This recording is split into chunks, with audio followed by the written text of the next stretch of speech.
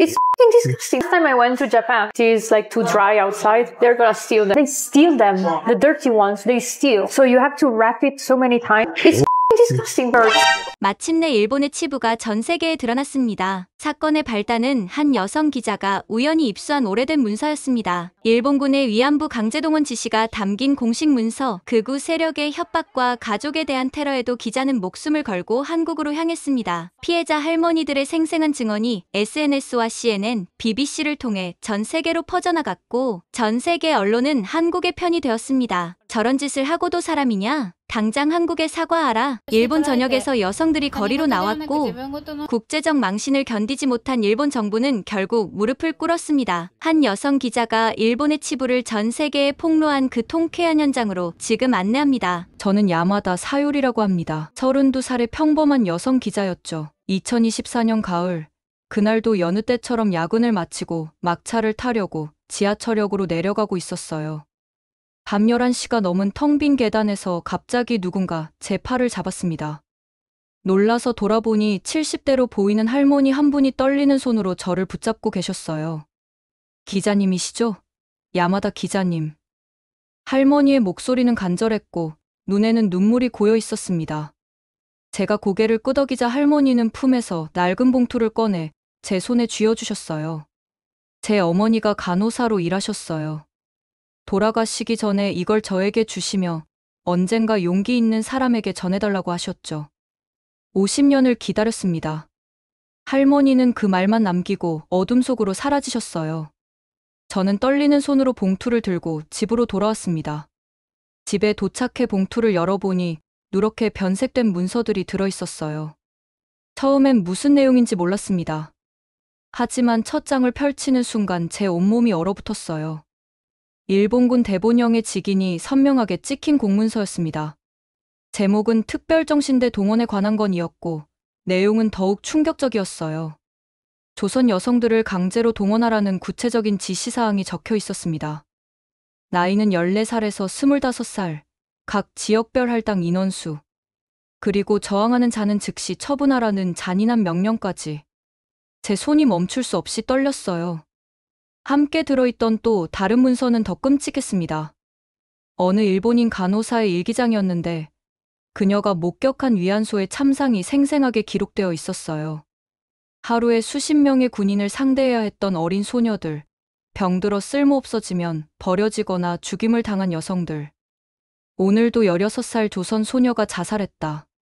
그 아이의 눈빛을 잊을 수 없다. 우리는 모두 공범이다. 간호사의 일기를 읽으며 저는 처음으로 같은 여성으로서 그들의 고통을 느꼈습니다. 그리고 이 진실을 세상에 알려야 한다는 사명감이 솟구쳤어요. 하지만 동시에 두려움도 밀려왔습니다. 우리 회사는 보수적이고 특히 역사 문제에 있어서는 더욱 그랬어요. 게다가 저는 여성이었고 일본 언론계에서 여성이 이런 민감한 주제를 다룬다는 것은 자살행위나 다름없었습니다. 일주일 동안 밤잠을 설치며 고민했어요. 문서의 진위를 전문가들에게 비밀리에 확인받았고 추가 조사도 진행했습니다. 그리고 결심했어요. 이 진실을 밝혀야 한다고. 먼저 신뢰할 수 있는 선배 여기자 두 분을 찾아갔습니다. 모리 선배와 가와무라 선배는 저보다 10년 이상 경력이 많은 분들이었어요. 조용한 카페에서 문서를 보여드렸습니다. 두 분 모두 문서를 보는 순간 얼굴이 하얗게 질렸어요. 모리 선배가 먼저 입을 열었습니다. 사유리, 이건 정말 위험해. 너가 감당할 수 있는 일이 아니야. 가와무라 선배도 걱정스러운 표정으로 말했어요. 특히 너처럼 젊은 여자가 이런 걸 폭로한다면 그들이 가만두지 않을 거야. 우리 사회가 여성을 어떻게 대하는지 너도 알잖아. 두 분의 걱정은 충분히 이해했습니다. 하지만 저는 이미 마음을 정한 상태였어요. 선배님들, 저도 알아요. 하지만 이 문서를 제게 전해준 할머니를 생각하면, 그리고 이 일기를 쓴 간호사를 생각하면 외면할 수 없어요. 같은 여성으로서, 그리고 기자로서 저는 이 진실을 밝혀야 해요. 두 선배는 한숨을 쉬며 서로를 바라봤습니다. 그리고 모리 선배가 제 손을 꼭 잡으며 말했어요. 그래, 네가 정했다면 우리가 뒤에서 도울 수 있는 건 도울게. 하지만 정말 조심해야 해. 특히 후지타 부장은 절대 피해.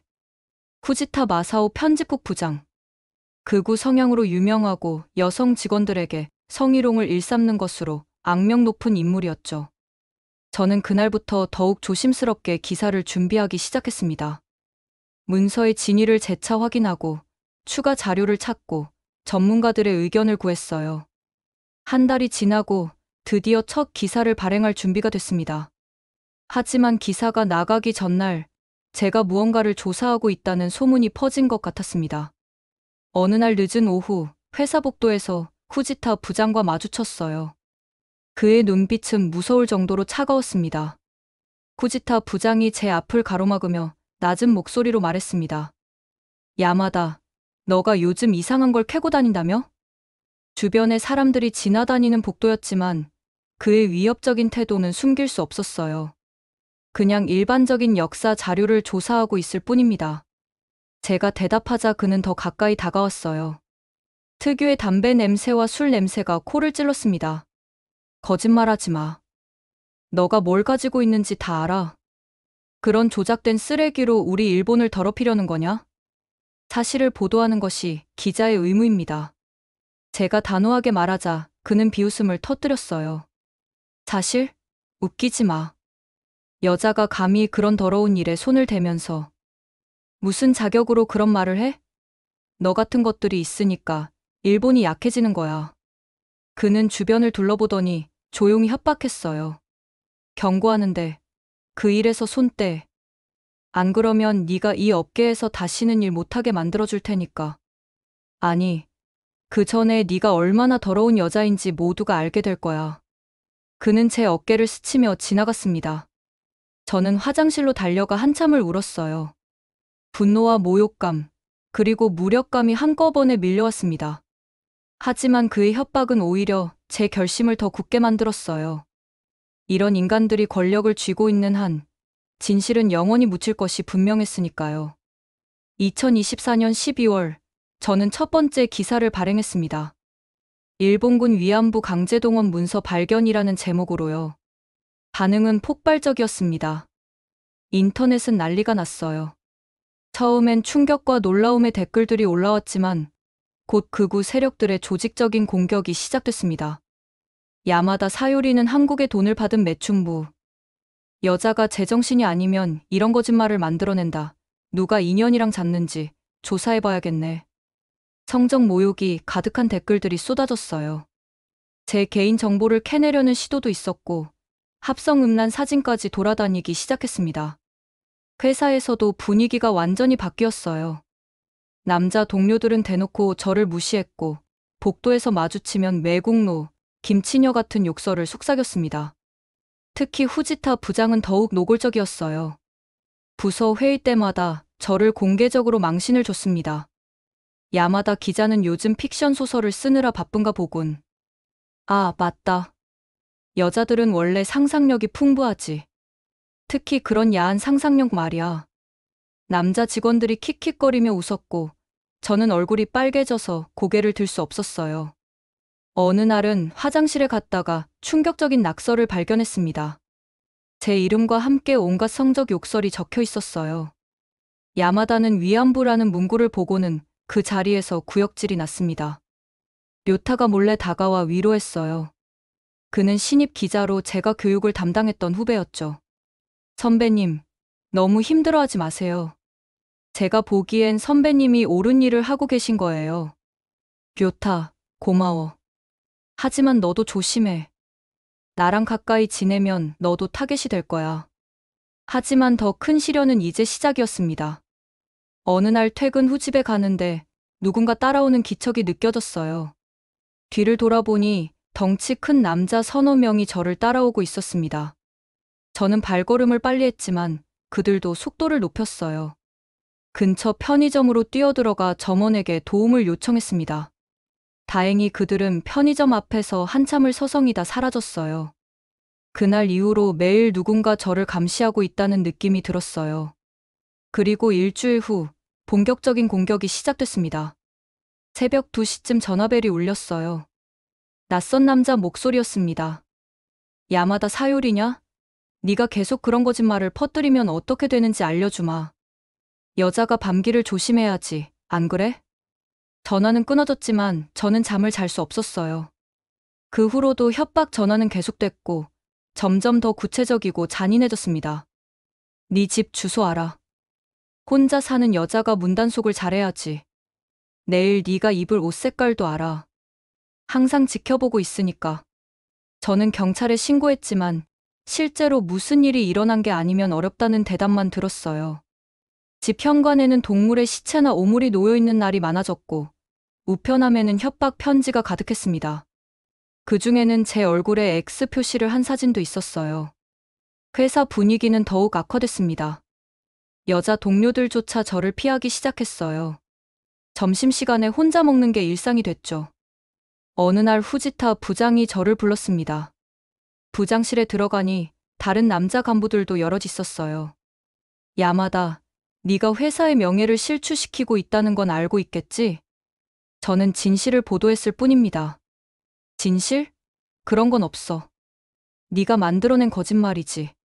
그리고 설령 사실이라 해도 일본 여자가 일본을 욕되게 하는 건 용납할 수 없어. 옆에 있던 다른 간부가 거들었어요. 솔직히 여자가 이런 민감한 주제를 다루는 것 자체가 문제야. 감정적이고 히스테리컬하게 접근하니까 이런 일이 생기는 거지. 그리고 야마다, 너 결혼도 안 했다며? 그런 걸 보면 네가 왜 이런 일에 집착하는지 알 것 같은데. 그들의 비웃음 소리가 방 안에 가득했어요. 저는 치밀어 오르는 분노를 꾹 참으며 말했습니다. 저를 해고하실 건가요? 아직은 아니야. 하지만 네가 계속 이런 식으로 나간다면 글쎄, 여자 혼자서 이 험한 세상을 살아가기 힘들 거야. 부장실을 나오며 저는 깨달았어요. 그들은 단순히 제가 쓴 기사 때문에 화가 난 게 아니었습니다. 여자인 제가 감히 그들의 권위에 도전했다는 사실 자체를 용납할 수 없었던 거예요. 복도에서 료타를 만났어요. 그는 걱정스러운 표정으로 속삭였습니다. 선배님, 들으셨어요? 후지타 부장이 이번 주 황금시간대 토크쇼에 나간대요. 선배님 얘기를 하려는 것 같아요. 제 심장이 쿵 내려앉았습니다. 그 토크쇼는 수백만 명이 보는 프로그램이었고 후지타 부장이 그런 곳에서 저를 공격한다면 상상만 해도 끔찍했어요. 료타의 말대로 후지타 부장은 그 주 토크쇼에 출연했습니다. 저는 떨리는 마음으로 방송을 켰어요. 요즘 저희 회사의 한 여성 기자 때문에 곤란을 겪고 있습니다. 확인되지 않은 문서를 가지고 선정적인 기사를 써서 국가의 명예를 실추시켰죠. 진행자가 물었습니다. 그 기자가 왜 그런 행동을 했다고 보십니까? 후지타는 비웃음을 띠며 말했어요. 글쎄요. 30이 넘도록 결혼도 못한 여자가 뭔가 관심을 받고 싶어서 그런 게 아닐까요? 아니면 정말로 그런 일에 개인적인 관심이 있거나. 방청객들의 웃음소리가 들렸습니다. 저는 TV를 끄고 욕실로 달려가 토했어요. 분노와 모욕감에 온몸이 떨렸습니다. 다음날 회사는 더욱 끔찍했어요. 모든 사람들이 저를 보며 수군거렸고 노골적으로 비웃었습니다. 메일함에는 후지타 부장님 말이 맞네. 욕구불만이구나 같은 메시지가 가득했어요. 점심시간, 옥상에 올라가 혼자 울고 있는데 누군가 다가왔습니다. 료타였어요. 선배님. 가. 너까지 이런 꼴 당할 필요 없어. 하지만 료타는 제 옆에 앉았습니다. 선배님, 사실 할 말이 있어요. 저희 할머니도 전쟁 때 간호사셨어요. 그리고 돌아가시기 전에 저한테 비슷한 얘기를 하신 적이 있어요. 위안소에서 본 끔찍한 일들에 대해서. 저는 놀라서 료타를 봤어요. 그의 눈에는 눈물이 고여 있었습니다. 할머니는 평생 그 죄책감에 시달리셨어요. 그래서 저는 선배님이 용기 있는 일을 하고 있다고 생각해요. 제가 도울 수 있는 게 있다면 뭐든 할게요. 료타의 말에 저는 다시 울음이 터졌어요. 하지만 이번엔 감동의 눈물이었습니다. 그날 저녁 뜻밖의 연락을 받았어요. 익명의 여성으로부터 온 메일이었습니다. 야마다 기자님, 당신은 혼자가 아닙니다.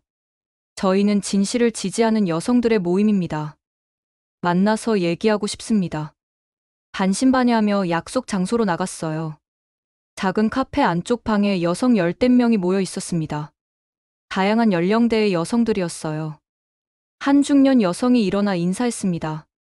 야마다 기자님, 만나서 반갑습니다. 저는 대학에서 역사를 가르치는 사토 교수입니다. 여기 계신 분들은 모두 당신의 용기에 감명받은 사람들이에요. 젊은 여성 한 명이 말했어요.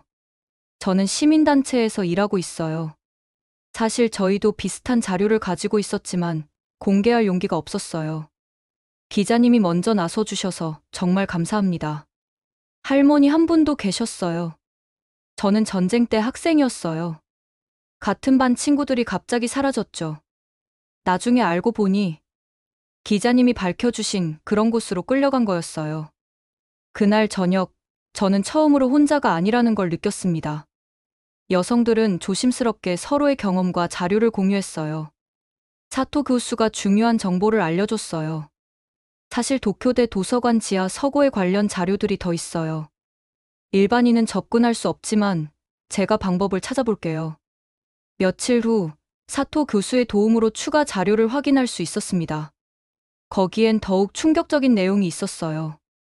일본인 간호사들의 증언 기록이었습니다. 조선 여자아이들이 하루에 30명, 40명을 상대했다. 거부하면 구타당했고 임신하면 강제로 낙태시켰다. 도망치려다 잡힌 아이는 모든 사람이 보는 앞에서 더 읽을 수가 없었어요. 같은 여성으로서 그들이 겪은 고통이 너무나 생생하게 느껴졌습니다. 료타도 계속 도움을 줬어요. 그는 IT에 능숙해서 온라인 공격을 막는 방법을 알려줬고 안전한 통신 수단을 마련해줬습니다. 선배님, 그리고 이것도 발견했어요. 쿠지타 부장이 극우 단체로부터 정기적으로 후원금을 받고 있다는 증거예요. 이런 지원 덕분에 저는 두 번째 기사를 준비할 수 있었어요. 이번엔 일본인 간호사들의 증언을 중심으로 한 내용이었습니다. 하지만 기사를 발행하기 전날 끔찍한 일이 일어났어요. 퇴근하고 집에 도착했는데 현관문이 열려 있었습니다. 조심스럽게 들어가 보니 집 안이 완전히 뒤집혀 있었어요. 컴퓨터는 부서져 있었고 서류는 찢겨 있었습니다. 그리고 거실 벽에는 빨간 페인트로 이렇게 적혀 있었어요. 다음은 네 차례다. 무서워서 다리가 풀렸어요. 경찰에 신고했지만 단순 절도 사건으로 처리하려 했습니다. CCTV도 고장이라며 확인을 거부했어요. 그날 밤은 료타의 도움으로 호텔에서 지냈습니다. 하지만 잠을 잘 수가 없었어요. 과연 이 일을 계속해야 할까? 새벽에 핸드폰이 울렸어요. 어머니였습니다. 사유리야, 무슨 일이니? 집에 이상한 사람들이 와서 네 얘기를 하고 갔어. 어머니의 전화를 받고 저는 곧바로 부모님 댁으로 달려갔습니다. 택시 안에서 내내 손이 떨렸어요. 그들이 저뿐만 아니라 가족까지 건드리기 시작한 거였죠. 부모님 집에 도착하니 어머니가 창백한 얼굴로 저를 맞이했어요. 사유리야, 대체 무슨 일에 휘말린 거니? 그 남자들이 와서 하는 말이 너무 끔찍해서 차마 입에 담을 수가 없었어. 아버지도 걱정스러운 표정으로 말씀하셨어요. 딸아, 그만하는 게 어떻겠니? 네가 옳은 일을 한다는 건 알지만 이렇게 위험한 일은. 어머니가 울먹이며 말했어요. 그 사람들이 너를 그런 여자라고. 위안부나 다름없다고. 어떻게 그런 말을. 저는 어머니를 안고 같이 울었어요. 제가 받는 고통도 힘들었지만 부모님까지 이런 모욕을 당하게 한 것이 너무 미안하고 괴로웠습니다. 2025년 1월 두 번째 기사가 나갔습니다. 일본인 간호사들이 증언하는 위안소의 참상이라는 제목이었어요. 반응은 첫 번째보다 더 폭발적이었습니다. 이번엔 극우 세력들이 더욱 조직적으로 움직였어요. 제 사진과 개인정보가 인터넷에 퍼지기 시작했고 온갖 합성 사진과 루머가 만들어졌습니다. 야마다 사유리의 진짜 정체 제1교포 매춘부, 정신병원 입원 기록, 공개 망상증 환자, 전 남자친구 폭로 변태적 성욕의 소유자. 모든 것이 거짓이었지만 사람들은 믿고 싶은 것을 믿었어요. 특히 제가 여성이라는 점을 집요하게 공격했습니다. 회사 상황은 더욱 악화됐어요. 쿠지타 부장은 공개적으로 저를 모욕했습니다. 야마다, 너 같은 여자 때문에 우리 회사 이미지가 완전히 망가졌어. 정신병원에나 가서 치료받아라. 어느 날은 회사 여자 화장실에서 끔찍한 일을 당할 뻔했어요. 화장실 칸에 들어가 있는데 밖에서 남자들 목소리가 들렸습니다. 야마다가 들어갔지? 이번 기회에 제대로 가르쳐줘야겠어. 문을 잠갔지만 그들이 발로 차기 시작했어요. 다행히 다른 여직원이 들어와서 비명을 지르는 바람에 도망갔지만 그 공포는 잊을 수 없었습니다. 그날 저녁 쿠지타 부장이 다시 TV에 출연했어요. 이번엔 더욱 노골적이었습니다. 야마다 사유리라는 여자는 정상이 아닙니다. 제가 알아본 바로는 정신과 치료 경력이 있고 남자 관계도 복잡하고 아마 위안부 문제에 집착하는 것도 그녀 자신의 성적 트라우마 때문일 겁니다. 진행자가 맞장구를 쳤어요. 그러니까 개인적인 문제를 역사 문제로 포장한 거군요. 그렇습니다. 게다가 32이나 되도록 결혼도 못하고 정상적인 여자라면 이런 선정적인 주제에 집착하지 않죠. 방송이 끝난 후 제 핸드폰은 폭발했어요. 모르는 번호로 걸려온 전화들, 대부분은 성적인 내용의 협박이었습니다. 네가 위안부 하고 싶은 거지? 내가 상대해줄게. 오늘 밤에 찾아갈 테니 준비하고 있어. 메시지도 끔찍했어요. 제 나체 합성사진과 함께 온갖 성적 모욕이 담긴 글들이 쏟아졌습니다. 여동생한테서도 연락이 왔어요. 언니, 우리 학교에도 언니 얘기가 퍼졌어. 친구들이 우리 집안 이상하다고. 나 학교 못 다니겠어. 막내 여동생은 대학생이었는데 그 아이까지 피해를 받고 있다니 가슴이 찢어질 것 같았어요. 집에도 못 가고 회사 근처 찜질방에서 밤을 보내고 있는데 또 충격적인 일이 일어났어요. 인터넷에 제 가족 사진이 올라온 거예요. 부모님, 여동생, 그리고 친척들까지. 야마다 집안 여자들은 다 이상한가? 어머니도 젊었을 때 그랬겠지. 여동생 연락처 아는 사람? 댓글들을 보며 저는 절망했어요. 내가 시작한 일 때문에 온 가족이 고통받고 있었습니다. 그런데 그때 료타에게서 연락이 왔어요. 선배님, 지금 어디세요? 급히 만나야 할 것 같아요. 여성 모임 쪽에서 중요한 제안이 있대요. 약속 장소에 가니 사토 교수와 다른 여성들이 기다리고 있었어요. 그들의 표정은 비장했습니다. 사토 교수가 말했어요. 야마다 기자님, 이대로는 안 됩니다. 당신의 안전이 심각하게 위협받고 있어요. 우리가 방법을 찾았습니다. 젊은 활동가가 설명했어요. 한국의 여성단체와 연락이 닿았어요. 그쪽에서 기자님을 초청하고 싶다고 합니다. 위안부 피해자 할머니들이 직접 만나고 싶어 하세요. 저는 놀랐어요. 한국? 하지만 동시에 두려웠습니다. 제가 일본을 떠나면 도망친 것처럼 보이지 않을까요? 할머니 한 분이 제 손을 잡으며 말했어요. 아니에요. 더 큰 진실을 찾으러 가는 거예요. 그리고 일본에서는 당신을 지킬 방법이 없어요. 특히 여자 혼자서는. 사토 교수가 덧붙였어요. 우리가 일본에서 계속 활동할게요. 기자님은 한국에서 더 많은 증거를 찾아오세요. 그게 지금으로선 최선입니다. 저는 고민에 빠졌어요. 한국에 간다는 것은 큰 모험이었습니다. 하지만 일본에 남아있다가는 정말로 무슨 일을 당할지 모르는 상황이었어요. 며칠 후 결정적인 일이 일어났습니다. 퇴근길에 검은 승용차가 제 앞을 가로막았어요. 차에서 내린 남자들이 저를 둘러쌌습니다. 야마다 사유리, 마지막 경고다. 모든 기사를 철회하고 사과문을 써라. 안 그러면 네 여동생이 어떻게 될지 모른다. 한 남자가 핸드폰을 보여줬어요. 여동생이 학교에서 나오는 사진이었습니다. 예쁘더라, 네 여동생. 언니처럼 고집 부리면 안 되는데. 저는 그 자리에서 무릎이 꺾였어요. 저는 견딜 수 있어도 가족은, 특히 여동생은 절대 위험에 빠뜨릴 수 없었습니다. 그날 밤, 저는 한국행을 결심했어요. 료타와 여성 모임의 도움으로 비밀리에 준비를 시작했습니다. 출국 전날, 어머니를 만났어요. 어머니는 제 결정을 이미 알고 계신 것 같았습니다. 사유리야, 엄마는 네가 자랑스러워. 비록 무서운 일을 겪고 있지만 네가 옳은 일을 하고 있다는 걸 알아. 어머니는 작은 봉투를 제 손에 쥐어주셨어요. 이건 네 외할머니가 남기신 거야. 할머니도 전쟁 때 여자로서 힘든 일을 많이 겪으셨대.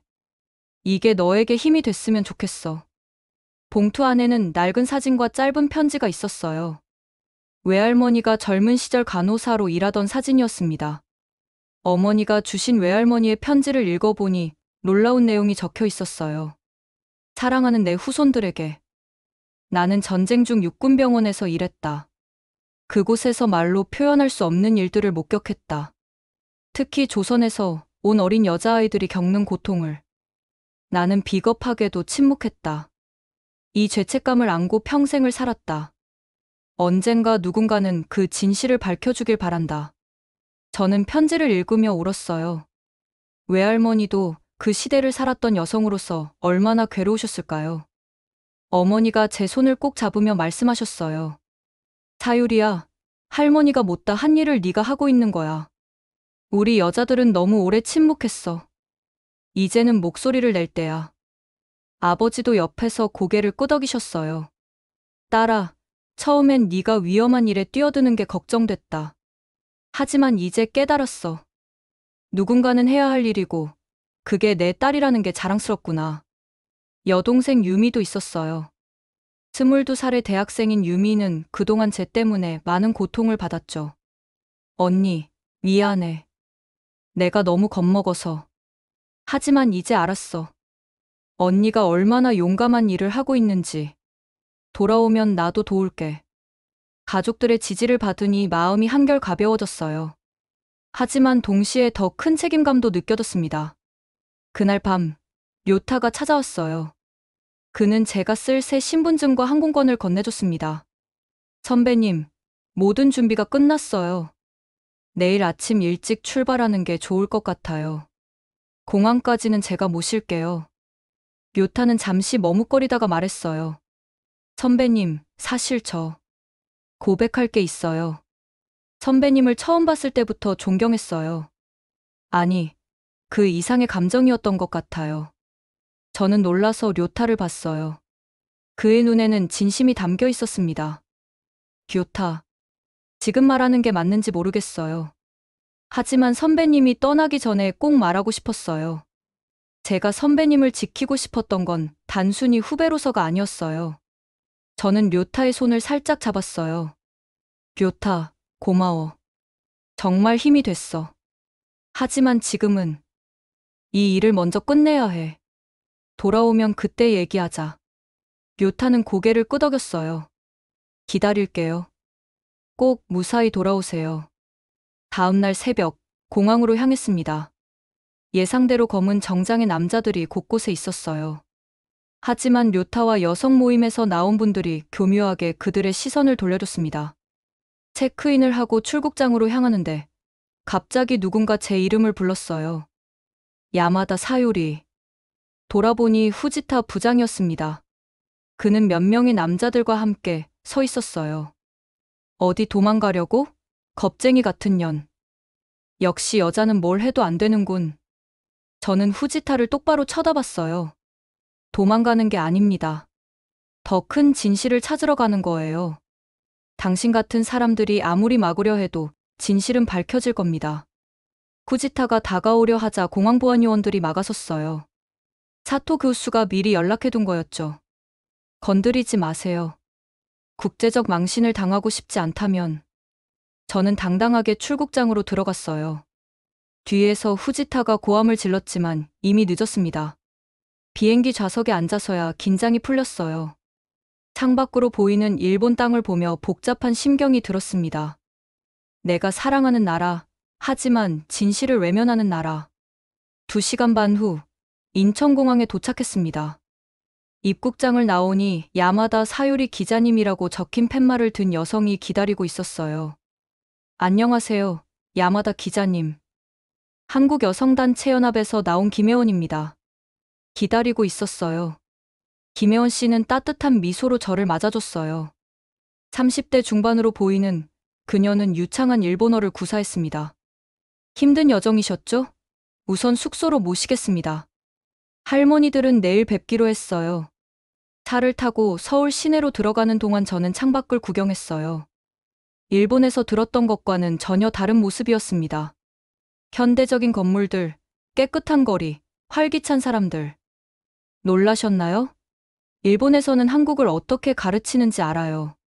하지만 보시다시피 우리도 많이 발전했답니다.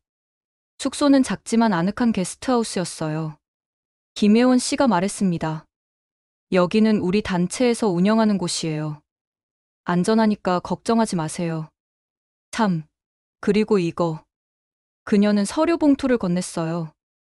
할머니들의 증언 기록이에요. 내일 만나기 전에 읽어보시면 도움이 될 거예요. 그날 밤 숙소에서 김혜원 씨가 준 자료를 읽기 시작했어요. 첫 장을 넘기는 순간부터 눈물이 멈추지 않았습니다. 나는 14살이었다. 학교에서 돌아오는 길에 일본 순사가 트럭에 태웠다. 엄마를 부르며 울었지만 소용없었다. 하루에 40명, 50명. 숫자도 세지 못했다. 거부하면 맞았다. 도망치려다 잡힌 친구는 모두가 보는 앞에서 임신했을 때 강제로 수술을 받았다. 마취도 없이. 그 후로 나는 아이를 가질 수 없는 몸이 되었다. 더 이상 읽을 수가 없었어요. 종이가 눈물로 젖었습니다. 같은 여성으로서, 인간으로서 어떻게 이런 일이 가능했을까요? 다음날 아침, 김혜원 씨가 데리러 왔어요. 잘 주무셨어요? 오늘은 경기도 광주에 있는 나눔의 집으로 갈 거예요. 할머니들이 함께 생활하시는 곳이죠. 차로 1시간쯤 가니 조용한 시골 마을이 나왔어요. 나눔의 집 입구에는 일본군 위안부 역사관이라는 간판이 보였습니다. 건물 안으로 들어가니 할머니 몇 분이 거실에 모여 계셨어요. 그중 한 분이 일어나 제게 다가오셨습니다. 일본에서 온 기자구나. 어서 와라. 박정희 할머니였어요. 92살이라고 하셨는데 눈빛이 맑고 또렷하셨습니다. 무서워하지 마. 우리가 일본 사람 다 미워하는 거 아니야. 특히 너처럼 진실을 밝히려는 사람은 고맙지. 다른 할머니들도 따뜻하게 맞아주셨어요. 일본에서 받았던 차가운 시선과는 정반대였습니다. 차를 마시며 할머니들의 이야기를 들었어요. 박정희 할머니가 먼저 입을 여셨습니다. 나는 평안도에서 살았어. 15살 때야. 일본 순사가 와서 공장에 일하러 가면 돈을 많이 번다고 했지. 우리 집은 가난했으니까. 할머니의 목소리가 떨렸어요. 기차를 타고 또 탔어. 어디로 가는지도 몰랐지. 중국 어디쯤이었을 거야. 도착하니까 공장이 아니고 군인들이 줄을 서 있었어. 저는 할머니의 손을 조심스럽게 잡았어요. 할머니의 손은 거칠고 주름이 많았지만 따뜻했습니다. 첫날 밤에 20명이 왔어. 나는 아직 아이였는데 피가 너무 많이 나서 정신을 잃었지. 깨어나니 또 군인들이 기다리고 있었어. 옆에 계시던 김순옥 할머니도 말씀하셨어요. 우리를 사람으로 보지 않았어. 그냥 물건이었지. 쓰다가 망가지면 버리는 물건. 이정숙 할머니가 소매를 걷어 보이셨어요. 팔에 깊은 흉터가 있었습니다. 도망치려다 잡혔어. 칼로 그었지. 다른 애들 보라고. 그래도 또 도망쳤어. 그때마다 맞고 또 맞고. 저는 울면서 사과했어요. 죄송합니다. 정말 죄송합니다. 일본인으로서 너무나 부끄럽고 죄송합니다. 박정희 할머니가 제 머리를 쓰다듬어 주셨어요. 울지 마라. 네가 잘못한 게 아니잖아. 오히려 고마워.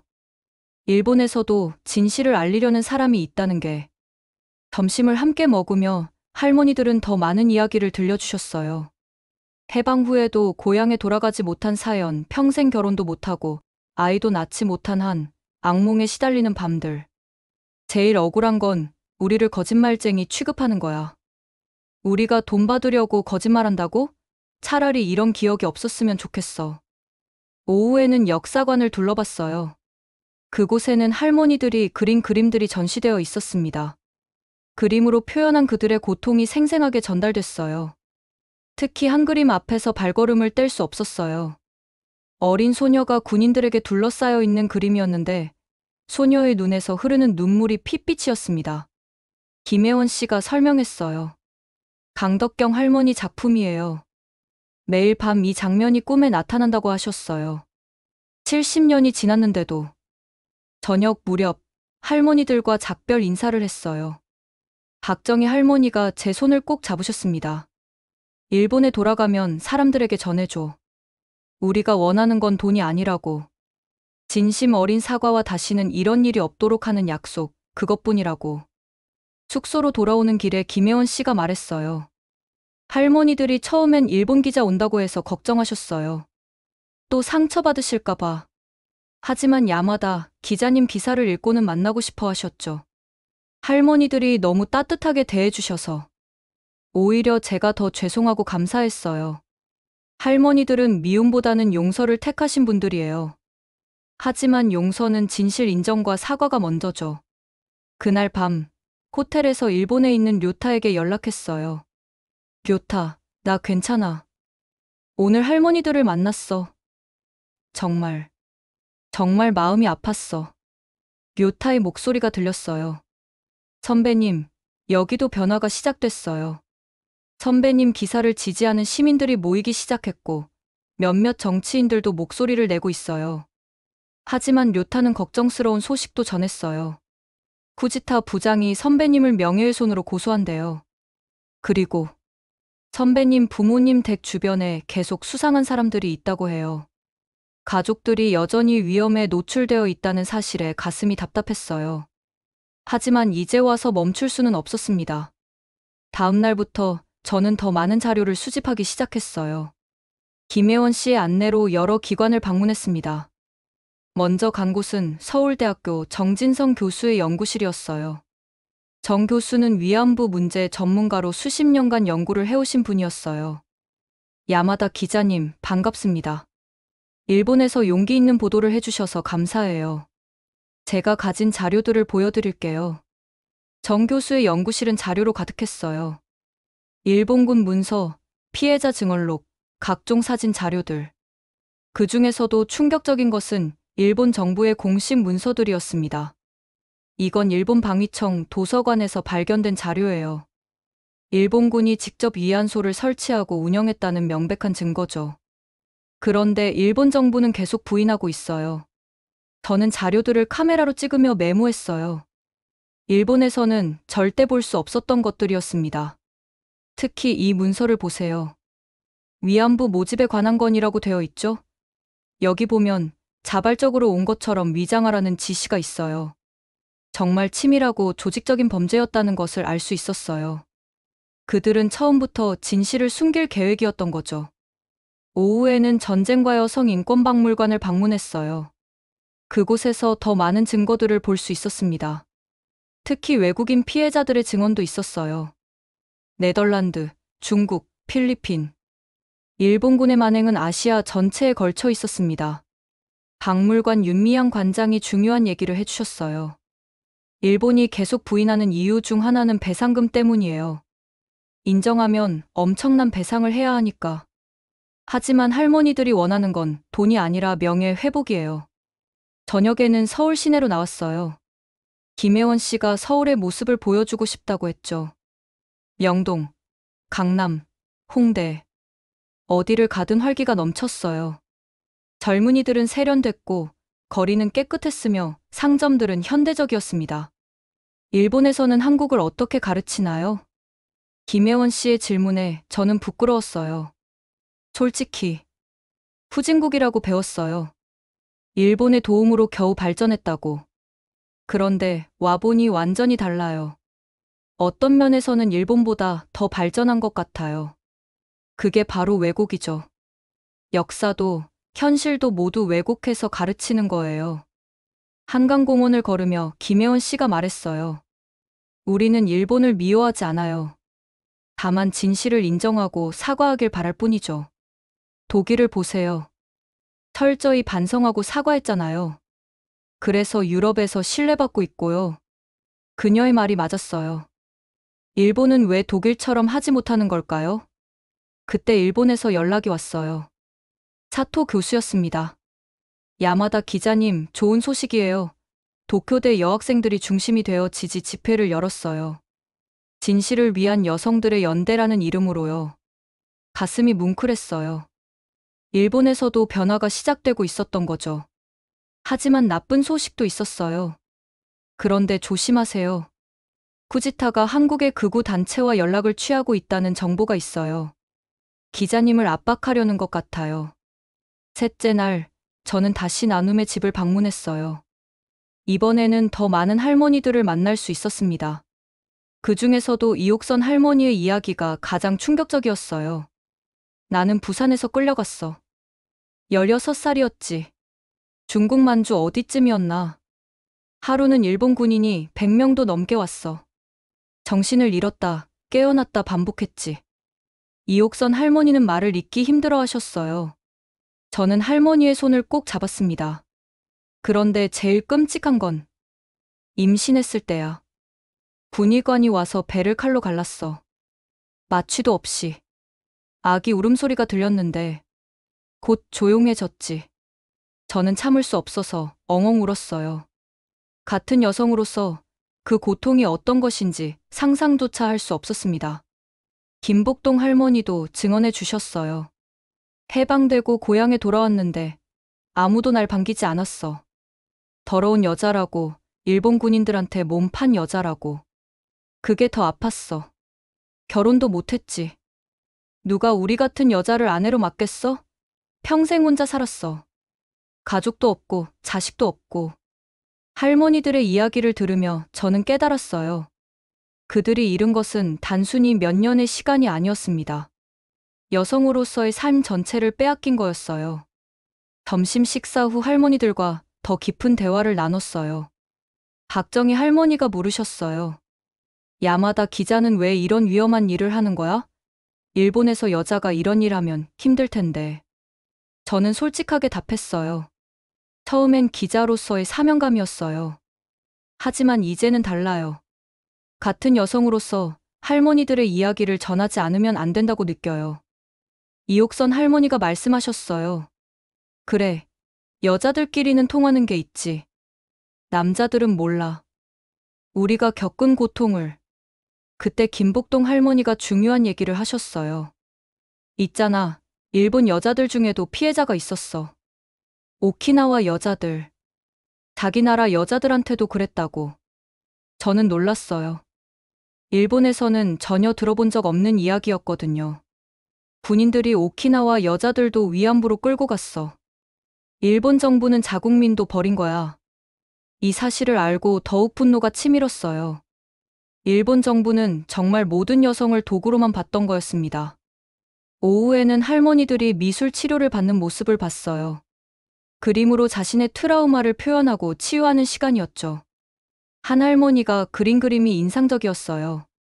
어두운 방에 갇힌 소녀, 그리고 그 주위를 둘러싼 검은 그림자들. 하지만 그림 한 구석에는 작은 창문이 있었고 거기서 빛이 들어오고 있었어요. 그 빛이 뭐예요? 제가 물었어요. 희망이지.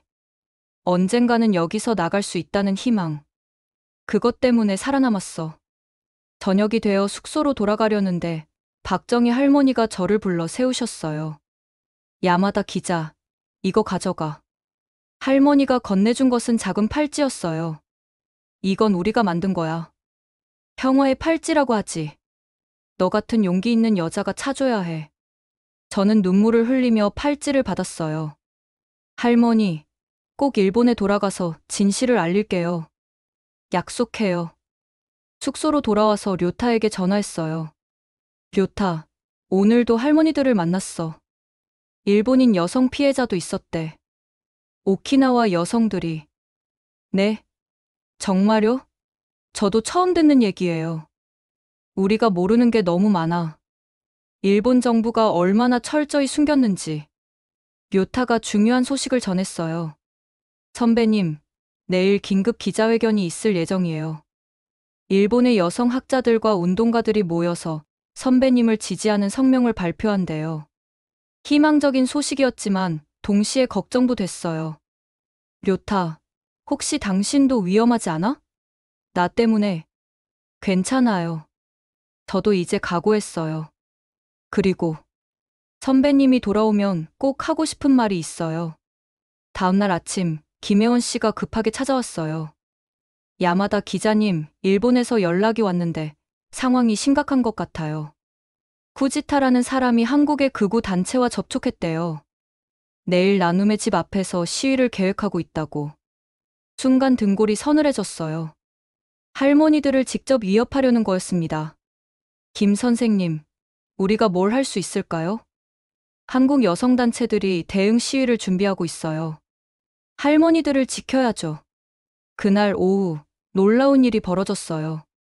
한국의 여성단체들이 긴급 기자회견을 열었던 거예요. 일본의 야마다 사요리 기자는 우리의 동지입니다. 그녀의 안전을 위협하는 어떤 시도도 용납하지 않을 것입니다. 이화여대, 서울대, 연세대의 여학생들도 지지 성명을 발표했어요. 국경을 넘은 여성연대로 역사의 진실을 밝힐 것입니다. 저는 또다시 눈물이 났어요. 일본에서는 그렇게 외로웠는데 여기서는 이렇게 많은 여성들이 저를 지지해주고 있었으니까요. 그날 저녁 일본에서도 큰 뉴스가 있었어요. NHK 뉴스에서 제 이야기가 톱으로 다뤄졌고 여론이 조금씩 바뀌고 있다는 거였어요. 특히 젊은 여성들 사이에서 야마다 사유리를 지지한다는 움직임이 확산되고 있었죠. 다음 날 나눔의 집 앞은 긴장감이 감돌았어요. 한쪽에는 한국의 여성 단체들이, 다른 쪽에는 극우 세력들이 대치하고 있었습니다. 할머니들은 집 안에 계셨지만 밖에 소란에 불안해하셨어요. 저는 할머니들을 안심시키려고 노력했습니다. 할머니, 걱정하지 마세요. 우리가 지킬게요. 박정희 할머니가 제 손을 잡으며 말씀하셨어요. 고맙다, 우리 딸. 일본 여자가 우리를 위해 이렇게 싸워주다니. 그때 밖에서 큰 소리가 들렸어요. 극우 세력들이 고함을 지르기 시작한 거였습니다. 거짓말쟁이들, 돈에 눈먼 매춘부들. 참을 수 없었어요. 저는 밖으로 나갔습니다. 나눔의 집 앞에 나가니 수백 명의 사람들이 대치하고 있었어요. 한쪽에는 할머니들을 지지하는 한국 여성들이, 다른 쪽에는 극우 세력들이 있었습니다. 저는 확성기를 들고 앞으로 나갔어요. 저는 야마다 사유리입니다. 일본에서 온 기자입니다. 순간 양쪽이 조용해졌어요. 극우 세력 중에서 한 남자가 일본어로 소리쳤습니다. 배신자, 매국노. 저는 그를 똑바로 쳐다보며 말했어요. 저는 일본인이지만 진실을 외면하지 않겠습니다. 할머니들의 증언은 모두 사실이에요. 제가 찾은 일본 정부 문서가 그것을 증명합니다. 그때 뜻밖의 일이 벌어졌어요. 할머니들이 집에서 나오신 거예요. 박정희 할머니를 비롯한 여러 할머니들이 천천히 걸어 나오셨습니다. 박정희 할머니가 말씀하셨어요. 우리는 거짓말쟁이가 아니다. 우리는 피해자다. 그리고 우리는 용서할 준비가 되어 있다. 당신들이 진실을 인정한다면. 할머니들의 위험 있는 모습에 극우 세력들도 잠시 주춤했어요. 그때 한국 여성들이 노래를 부르기 시작했습니다. 평화를 염원하는 노래였어요. 그 아름다운 화음에 많은 사람들이 눈물을 흘렸습니다. 결국 경찰이 개입해서 극우 세력들은 해산됐어요. 소동이 끝난 후 예상치 못한 전화가 왔습니다. 료타였어요. 선배님, 저 지금 인천공항이에요. 뭐라고? 료타 왜? 혼자 계시는 게 걱정돼서요. 그리고 중요한 자료를 가져왔어요. 직접 드려야 할 것 같아서. 2시간 후 호텔 로비에서 료타를 만났어요. 그는 피곤해 보였지만 쟤를 보자 환하게 웃었습니다.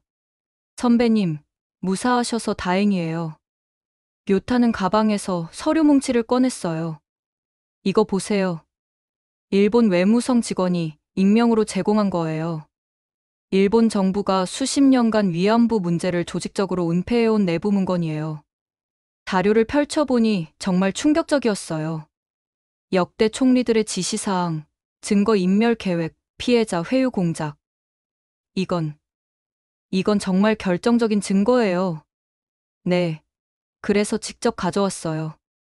이메일로는 위험할 것 같아서. 저는 료타의 손을 잡았어요. 료타, 정말 고마워요. 당신까지 위험에 빠뜨려서 미안해요. 료타가 제 손을 꼭 잡으며 말했어요. 선배님, 아까 공항에서 못다 한 말이 있어요. 저는 선배님을 사랑해요. 처음 만났을 때부터 순간 가슴이 뛰었어요. 사실 저도 료타에게 특별한 감정을 느끼고 있었거든요. 료타, 이런 상황에서 고백하는 게 맞는지 모르겠어요. 하지만 더 이상 숨기고 싶지 않았어요. 선배님이 어떤 위험에 처하든 함께하고 싶어요. 저는 료타를 바라봤어요.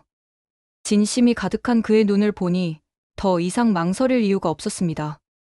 나도 료타를 좋아해. 이런 힘든 시기에 곁에 있어줘서 정말 고마워.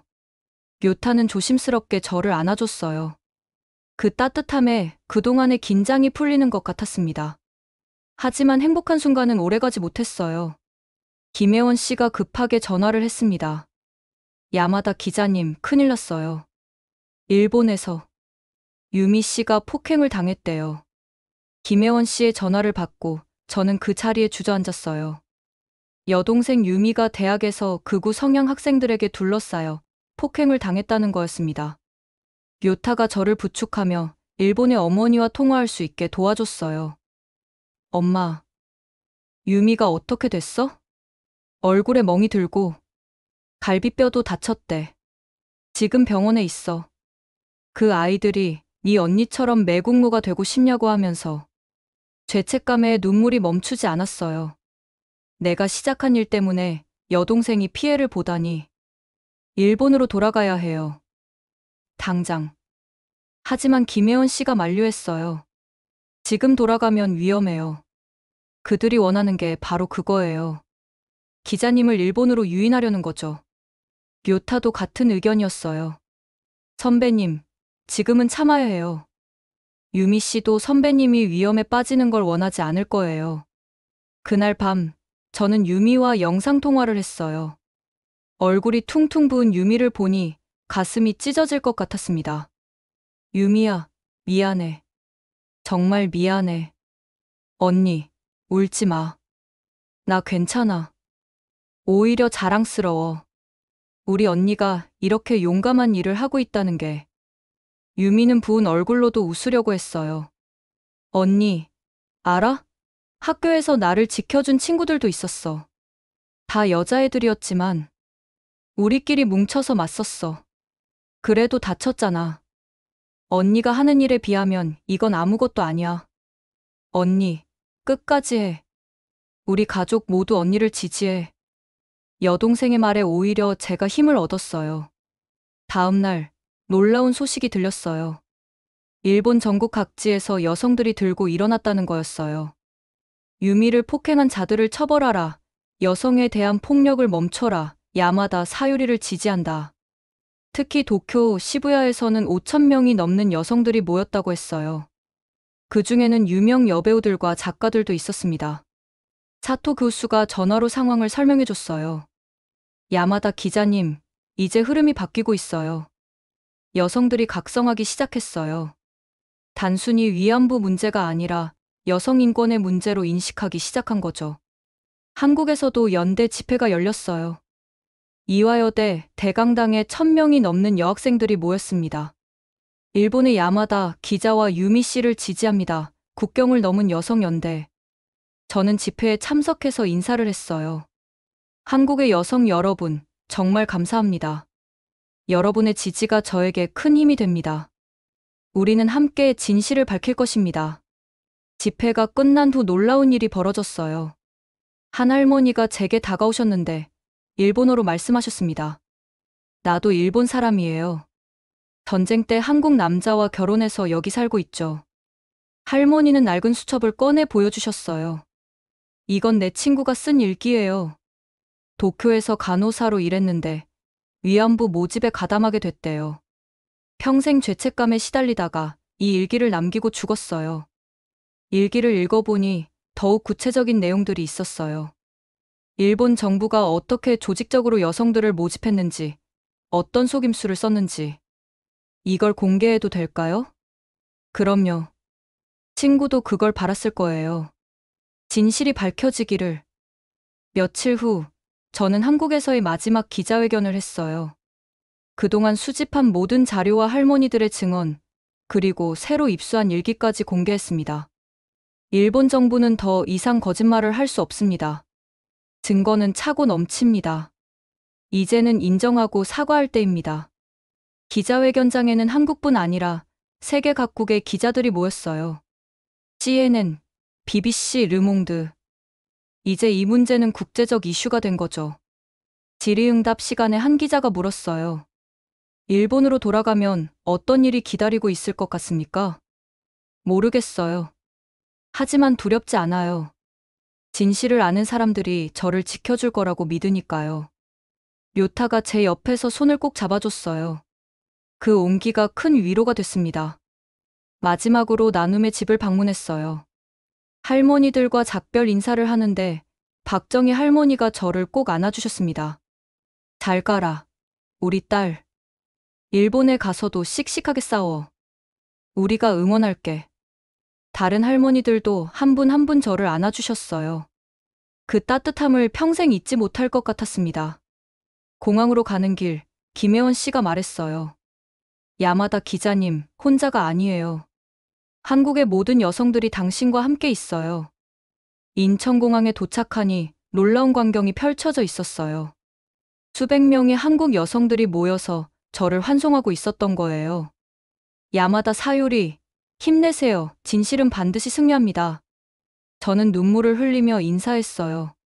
출국장으로 들어가기 전 료타가 말했어요. 선배님, 저는 먼저 가서 준비하고 있을게요. 선배님을 맞이할 사람들을 조직하고 있을 테니까 걱정하지 마세요. 료타, 고마워. 정말 고마워. 사랑해요, 선배님. 꼭 무사히 돌아오세요. 비행기에 오르며 뒤를 돌아봤어요. 한국에서 보낸 일주일이 제 인생을 완전히 바꿔놓았습니다. 이제 일본으로 돌아가서 새로운 싸움을 시작해야 했어요. 하지만 더 이상 혼자가 아니었습니다. 나리타 공항에 도착했을 때 저는 숨이 막힐 것 같았어요. 과연 어떤 일이 기다리고 있을까?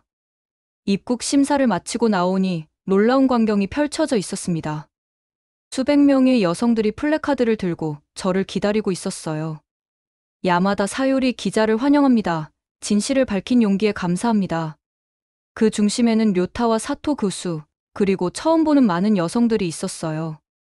한 젊은 여성이 다가와 꽃다발을 건넸습니다. 야마다 선배님, 저는 와세다대 신문학과 3학년이에요. 선배님 덕분에 저도 진짜 저널리즘이 뭔지 알게 됐어요. 또 다른 중년 여성이 말했어요. 저는 고등학교 역사 교사예요. 이제 학생들에게 진실을 가르칠 수 있게 됐어요. 감사합니다. 공항을 나오는 동안 계속 여성들이 다가와 격려해 주었어요. 물론 멀리서 극우 세력들이 욕설을 퍼붓고 있었지만 이제는 그들이 소수였습니다. 료타가 제 짐을 들어주며 말했어요. 선배님, 많은 게 변했어요.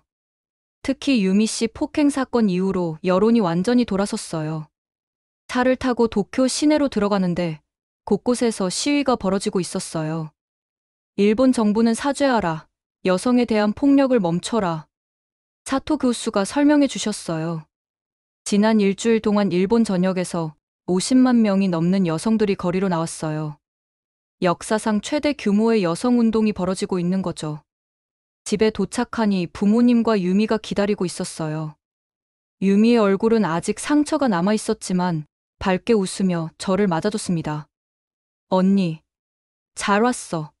봐봐 이거. 유미가 보여준 것은 SNS 화면이었어요. 샵야마다 사유리 지지 샵 진실은 침묵하지 않는다. 같은 해시태그가 일본 트렌드 1위를 차지하고 있었습니다. 언니 때문에 일본이 바뀌고 있어. 그날 저녁 긴급 전략 회의가 열렸어요. 여성 언론인, 학자, 활동가들이 모였습니다. 한 여성 변호사가 말했어요. 후지타와 극우 세력들이 야마다 기자를 명예훼손으로 고소했지만 우리가 무료 변론을 맡겠습니다. 법정에서 오히려 진실을 밝힐 기회로 만들 거예요. 다른 활동가가 덧붙였어요. 국제 여성 단체들도 지원을 약속했어요. 유엔 여성기구에서도 주목하고 있고요. 며칠 후 더 놀라운 일이 벌어졌어요. 일본의 유명 여배우 다카하시 레이코가 기자회견을 열었습니다. 저희 할머니도 종군 간호사였습니다. 그리고 위안부 동원에 가담했다고 고백하셨어요. 평생 그 죄책감에 시달리셨죠.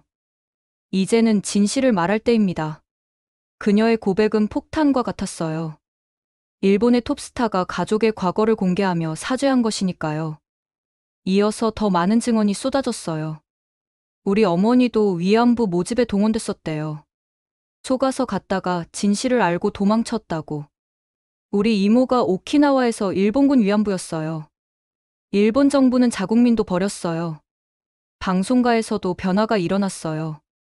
여성 PD들이 중심이 되어 위안부 특집 다큐멘터리를 제작하기 시작했고, 시사 프로그램에서도 이 문제를 본격적으로 다뤘습니다. 특히 감동적이었던 것은 여고생들의 움직임이었어요. 전국 여고생연합이 만들어져 역사 교과서 개정을 요구하는 서명운동을 시작했습니다. 한 여고생 대표가 인터뷰에서 말했어요. 우리는 진실을 배울 권리가 있어요. 야마다 선배님이 보여준 용기를 본받아 우리도 행동하겠습니다. 회사 상황도 완전히 달라졌어요. 쿠지타 부장은 여론의 압박을 견디지 못하고 사표를 냈고, 대신 여성 부장이 새로 임명됐습니다. 새 부장님은 저를 불러 말했어요. 야마다 기자, 당신이 옳았어요. 회사가 당신을 지원하지 못해 미안합니다. 이제부터는 달라질 거예요. 법원에서도 희소식이 들렸어요. 쿠지타가 제기한 명예훼손 소송을 기각했고, 오히려 저에 대한 명예훼손과 성희롱으로 후지타를 기소했습니다. 재판날 법원 앞에는 수천 명의 여성들이 모여 저를 응원했어요.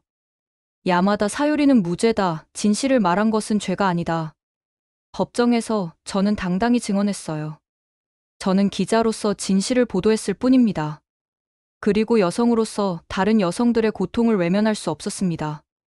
재판부는 저희 손을 들어줬어요. 그리고 후지타에게는 징역 6개월에 집행유예 2년이 선고됐습니다. 판결 후 기자회견에서 한 기자가 물었어요.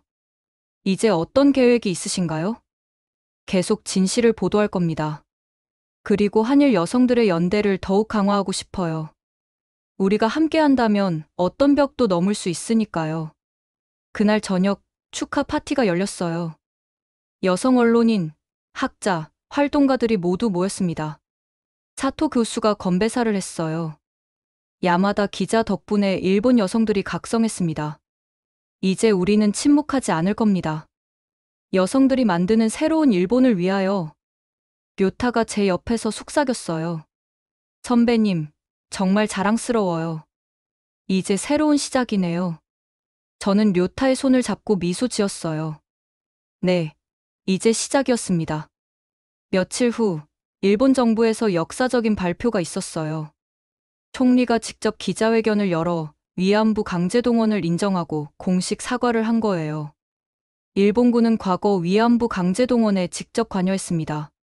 피해자 여러분께 진심으로 사과드립니다. 다시는 이런 비극이 반복되지 않도록 역사 교육을 개선하겠습니다.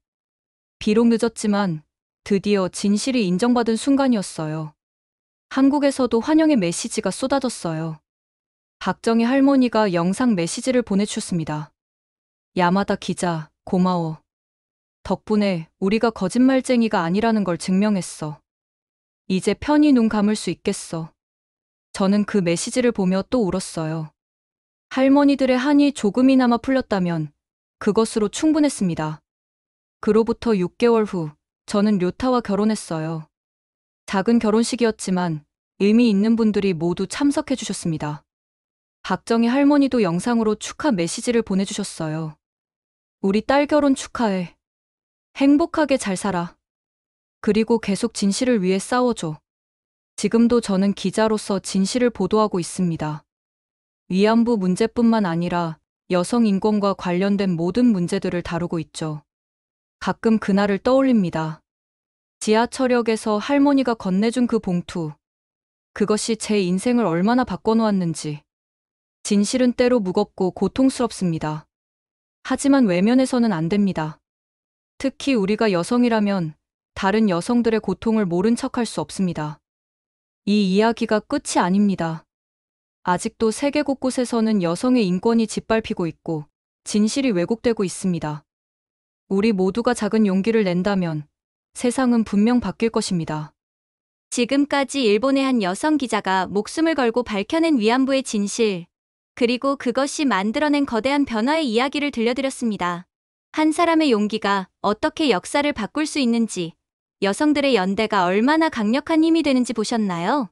과거를 잊은 민족에게 미래는 없다고 합니다. 진실을 외면하는 것이 애국이 아니라 진실을 직시하고 반성하는 것이 진정한 애국입니다. 이 이야기가 단순한 과거의 일로 끝나지 않기를 바랍니다. 지금도 세계 곳곳에서는 여성의 인권이 짓밟히고 있고 진실이 왜곡되고 있습니다.